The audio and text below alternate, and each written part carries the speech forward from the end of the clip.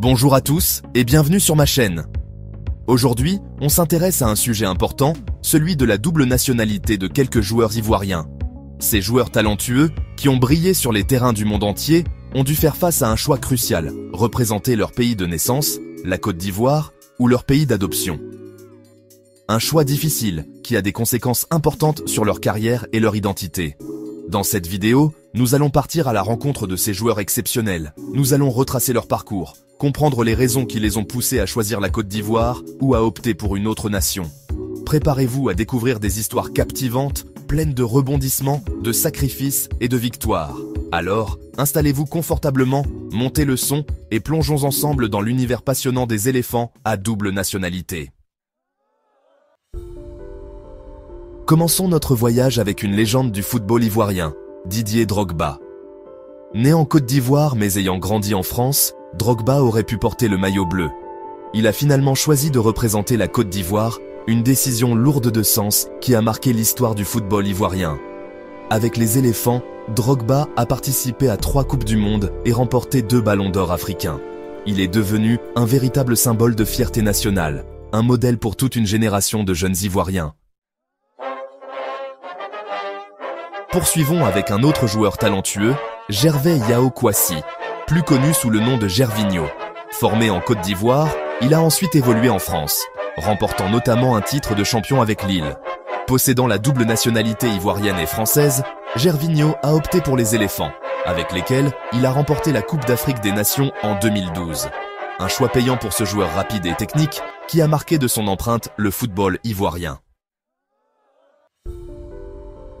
L'histoire de Wilfried Zaha est un peu différente. Né en Côte d'Ivoire, il arrive en Angleterre très jeune.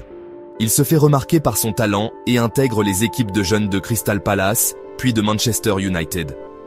Zaha choisit d'abord de représenter l'Angleterre, disputant même quelques matchs amicaux. Mais son attachement à ses racines ivoiriennes est fort, et il décide finalement de porter les couleurs des éléphants. Un retour aux sources qui témoigne de l'importance de l'identité nationale. Serge Aurier, le défenseur au tempérament de feu, possède lui aussi la double nationalité ivoirienne et française. Formé en France, il a évolué dans de grands clubs comme le Paris Saint-Germain ou Tottenham. Malgré les sollicitations de l'équipe de France, Aurier a toujours affirmé son choix de jouer pour la Côte d'Ivoire. Un choix du cœur pour ce joueur talentueux qui n'a jamais caché son amour pour son pays d'origine. Passons maintenant à Franck Kessié, un milieu de terrain puissant et technique. Formé en Côte d'Ivoire, il a explosé en Italie, sous les couleurs de l'Atalanta Bergame, puis de l'AC Milan. Possédant la double nationalité ivoirienne et italienne, Kessié a finalement choisi de représenter la Côte d'Ivoire, participant notamment à la Coupe d'Afrique des Nations. Un choix fort pour ce joueur prometteur qui incarne l'avenir du football ivoirien. Jean-Michel Seri, le maître à jouer ivoirien, a lui aussi connu le dilemme de la double nationalité. Né en Côte d'Ivoire, il a brillé en France sous les couleurs de l'OGC Nice, avant de rejoindre le championnat anglais puis portugais. Malgré son parcours européen, Seri a toujours clamé son amour pour la Côte d'Ivoire. Il a ainsi participé à plusieurs Coupes d'Afrique des Nations, devenant un élément clé de l'entrejeu des éléphants. Terminons notre voyage avec Max-Alain Gradel, un ailier virevoltant et un buteur prolifique.